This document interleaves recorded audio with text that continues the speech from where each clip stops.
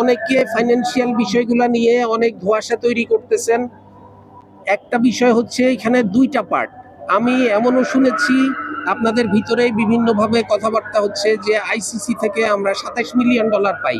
ICC থেকে আমরা $27 million পাই না, আইসিসি থেকে আমরা $20.4 মিলিয়ন পাই প্রতি বছর। ঠিক আছে, তারপরে হচ্ছে একটা $4 মিলিয়ন একটা ওদের কাছে থাকে, একটা রিজার্ভ মানি থাকে, যেই রিজার্ভ মানিটা ওরা 3-4 বছর পরে পরে কারো যদি কোনো ধরনের অ্যাডজাস্টমেন্ট থাকে, বিভিন্ন রকমের থাকে, ওটা পরে একসাথে ওরা রিইম্বার্স করে। এবং আমরা আমাদের যতক্ষণ পর্যন্ত আমরা ওটা না পাচ্ছি, এটা শুধু আমাদের জন্য না, প্রতিটা কান্ট্রির জন্য এই অ্যামাউন্টটা সেম। এই 4 মিলিয়ন, কেউ যদি $30 মিলিয়ন পেয়ে থাকে তাহলে তার সাথে আপনি $4 মিলিয়ন যোগ করবেন। কেউ যদি $100 মিলিয়ন পেয়ে থাকে তাহলে তার সাথে 104 মিলিয়ন যোগ করবেন। ওই $4 মিলিয়ন সবসময় আইসিসির কাছে রিজার্ভ থেকে যায়, যেই রিজার্ভটা ওরা 3-4 বছর পরে পরে একবার কারোর সাথে কোনো ধরনের লেনদেন আছে কিনা, আছে কিনা, সেগুলো অ্যাডজাস্ট করে তারা একসাথে ওটাকে রিইম্বার্স করে। This is what BCB is getting from ICC. আমাদের কোনো ব্যাখ্যা নাই, কারণ হচ্ছে এই প্রশ্নের উত্তর প্রশ্নটা তুলতেই পারবে না। না, কারণ হচ্ছে যে আমরা যে ওদের পিছিয়ে এত খরচ করতেছি, বিভিন্ন জায়গায় গিয়ে ওরা কিছুই করতে পারতেছে না। আজ পর্যন্ত আমরা একটা বই শিক্ষা আনতে পারছি?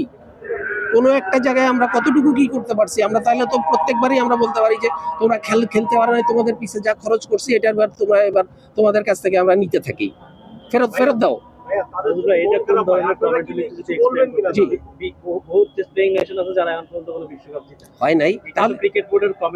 এটা ক্রিকেট বোর্ডের কমেন্ট না। আপনারা যে প্রশ্নটা করলেন আমাকে, আমি সেই প্রশ্নটা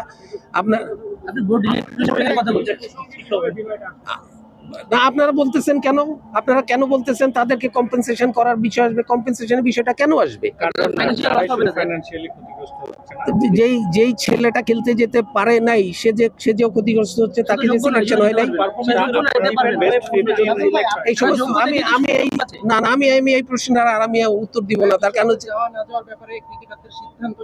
না, নিব না, কারণ এটা ক্রিকেটারদের সিদ্ধান্তের বিষয়। বিশ্বকাপে স্কোয়াড কাউকে জিজ্ঞেস করে স্কোয়াড তৈরি করা হয় না। যেই স্কোয়াড ফাইনালাইজ হবে সেই স্কোয়াডই বিশ্বকাপে যাবে করবে।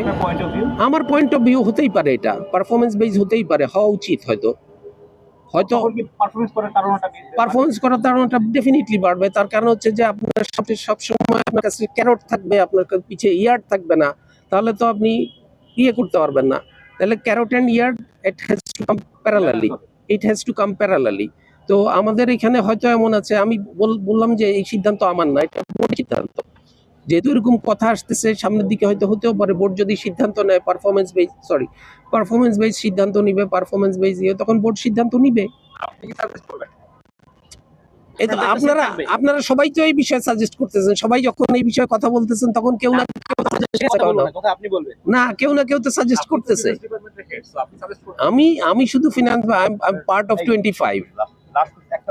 জি, I am only part of 25, I am not 25। আমরা আমাদের সিদ্ধান্ত আমরাই নেই, একমাত্র সিকিউরিটি রিজনে। কারণ হচ্ছে আমাদের এনওসি ছাড়া, গভর্নমেন্ট এনওসি ছাড়া, জিও ছাড়া আমরা এক কদমও দেশের বাইরে যেতে পারবো না। অতএব আমরা এই বিষয়ে সরকারের সিদ্ধান্তের এক চুল নড়তে পারবো না। আমরা যত সিদ্ধান্তই নেই না কেন, সরকার যদি বলে যে আমি জিও দিব না, আমাদের কারো কিছু করার নাই। প্রশ্নই আসে না। আমাদের সিদ্ধান্ত আমরা নিচ্ছি, আমরা বোর্ড চালাচ্ছি, আমাদের 25টা ডাইরেক্টর, যে আমরা আমাদের সিদ্ধান্ত প্রয়োজনে, যেখানে this is a independent board, আমাদের যাবতীয় সিদ্ধান্ত আমরাই নিচ্ছি। এখন যে আপনারা যেভাবেই বলেন না কেন, এটা আপনাদের স্পেকুলেশন হতে পারে। Everything is speculation.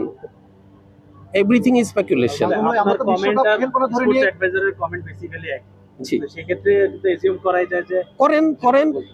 অ্যাজিউম শব্দের অর্থ জানেন? As you me, as